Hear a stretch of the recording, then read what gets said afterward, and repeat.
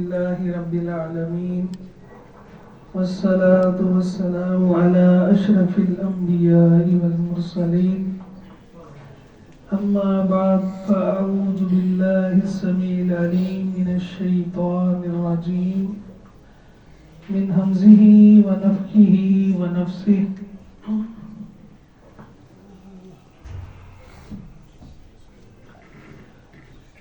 قل أرأيتم ما تدعون من دون الله إن أرادني الله بضر هل هن كاشفات ضره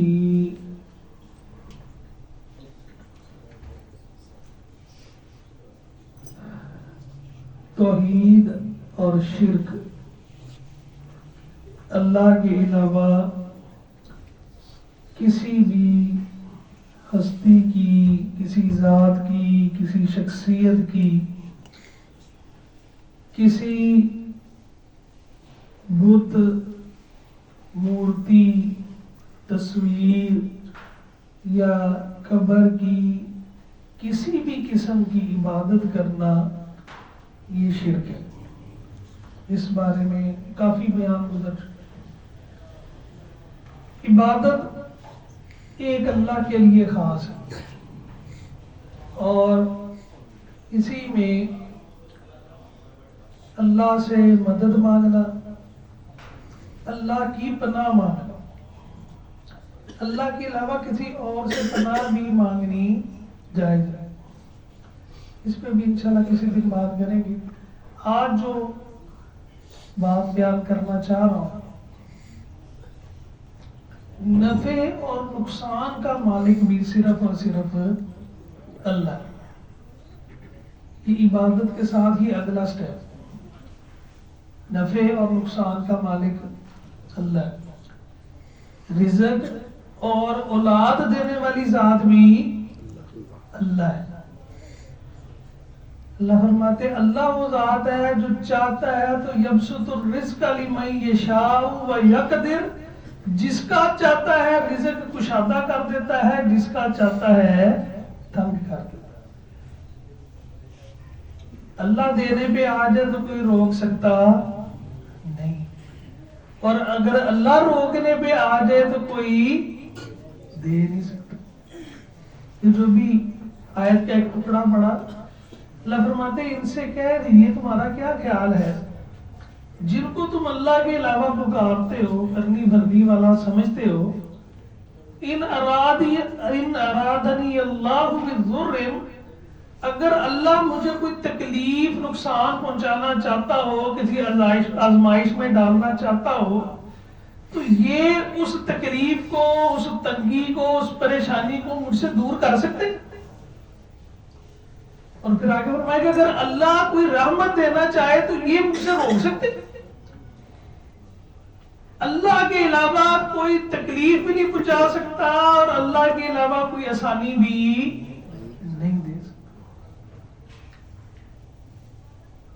یہ عقیدہ ایک مسلمان کا، موحد کا، مومن کا ہونا چاہیے کہ مجھے جو بھی نعمت ملتی ہے وہ اللہ کے فضل سے ملتی ہے، اور میرے اوپر جو بھی آزمائش، تنگی، پریشانی، مصیبت، آفت آتی ہے، بیماری آتی ہے، وہ بھی اللہ کی طرف سے آتی ہے، اور اس تنگی کو، اس پریشانی کو اللہ کے علاوہ کوئی مجھ سے دور بھی نہیں کر سکتا۔ یہ عقیدے کا مسئلہ ہے، عقیدے کا مسئلہ، توحید اور شرک کا مسئلہ۔ اگر اللہ کے علاوہ کسی اور سے آس لگا لی تو اپنے توحید کے عقیدے کو بگاڑ دیا۔ اور روزمرہ کے معمولات میں ہم دیکھتے ہیں کچھ چیزیں بظاہر چھوٹی چھوٹی ہیں، بظاہر چھوٹی چھوٹی ہیں، لیکن وہ اتنی سنگین ہیں جو انسان کے عقیدے کے بگاڑ کا سبب اور ذریعہ بن جاتا ہے۔ اللہ اکبر، ہم دیکھتے ہیں کسی نے کڑا پہنا ہوا ہے، دیکھتے کہ نہیں دیکھتے؟ کسی نے کوئی انگوٹھی پہنی ہوئی ہے، کسی نے کوئی منکا پہنا ہوا ہے، کسی نے جانور کو کوئی چیز پہنائی ہوئی ہے، نئی گاڑی لے لی تو جناب اس پہ کالی پٹی باندھ دی، جوتا لٹکا دیا، گھر کے اوپر وہ ہڈی الٹی کر کے لگا دی، میرا بچہ سونا بڑا ہے نظر لگ جاتی ہے کالا جڑا نا خواتین ملک دیکھتے ہیں نا سرما کالا لگا دیا جی نظر لگ جاتا ہے. اللہ اکبر. یہ عقیدے کا مسئلہ ہے, عقیدے کا مسئلہ. یہ چھوٹی چھوٹی چیزیں بظاہر کیا ان کے حوالے ہم اپنے آپ کو کر رہے ہیں. کیا گاڑی پہ لٹکائی ہوئی جوتی اس گاڑی کو ایکسیڈنٹ سے روک سکتی ہے؟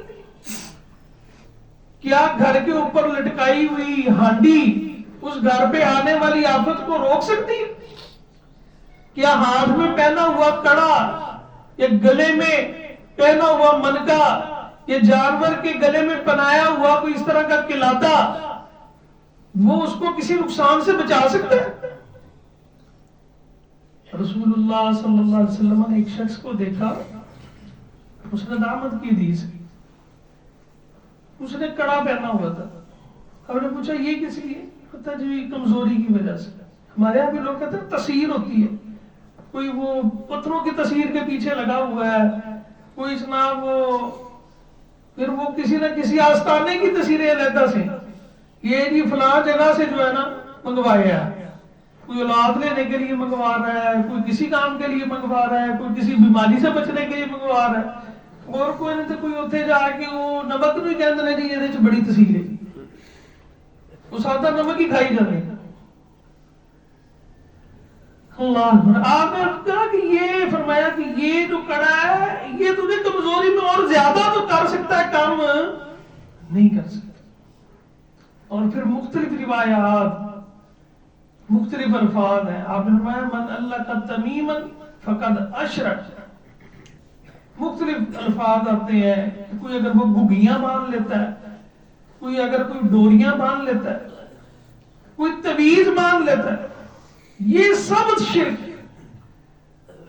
اپنی قسمت کو اللہ کے علاوہ کسی اور کے حوالے کر رہے ہو. اپنے عقیدے کی فکر کرنی. اللہ کے علاوہ کوئی نفع بھی نہیں دے سکتا, کوئی نقصان سے بھی نہیں روک سکتا. یہ تعویذ, یہ گونگے, یہ مندریاں, ڈوریاں باندھی ہوتی. اچھا جی, وہ پھر یہ کہتے ہیں کہ دم کیا تعویذ پہ. جی اکثر پوچھا نا تعویذ کو میں جی وہ دورے پڑتے ہیں کسی, وہ کہتا جی میں نہ کر رہا میرے ناف پہ آئی ہوں. عجیب تعویذ سے ہی چیزیں بچتی. اچھا جی پھر بولے تعویذ نہیں, وہ جو وہ ہمارے وہ ایک ہے انہوں نے لکھ کے دیا, وہ قرآنی تعویذ لکھتے. وہ اکثر آپ 90% سے زائد کبھی تعویذ کھول کے دیکھیں تو اندر وہ زائچے اور پتہ نہیں وہ کیا کچھ لکھا ہوتا ہے, پتہ نہیں کیا کیا اس میں شرکیہ چیزیں ہوتی ہیں, ہند سے اور ہندسوں سے. آپ کو کیا پتہ کیا بنایا ہوتا ہے, کس علم پہ اور کس پہ. اگر تو قرآن کے علاوہ کوئی تعویذ لکھ رہا تو وہ تو صراحتاً شرک ہے, عقیدے کا مسئلہ ہے. اور اگر کوئی قرآن کی آیت لکھ کے دے رہا ہے تو سلف صالحین اس سے بھی منع کرتے. قرآن اس لیے تھوڑی ہے کہ اس کو گلے میں ٹانگ لو, اس کو بازو میں باندھ لو, اس کو پیڑ میں باندھ لو, اس لیے تھوڑی. مسنون اذکار ہیں, مسنون دعائیں ہیں, وہ پڑھ کے دم کریں. اپنے آپ کو ضرورت ہے تو کرنے چاہیے. نبی علیہ السلام نے سکھائی ہے صبح شام کی دعائیں. ہم میں سے اکثر لوگ غافل, وہ پڑھنا شروع کر دیں, اللہ کے فضل سے کوئی تکلیف آتی کوئی نہیں. یہ جتنے مسائل ہیں نا روحانی مسائل, اور جناب جنوں بھوتوں کے اور اسیبوں کے 90% سے زیادہ یہ ہماری اپنی کمزوریوں کی وجہ سے, اور اکثر ان میں سے ویسے نفسیاتی مسائل ہوتے ہیں.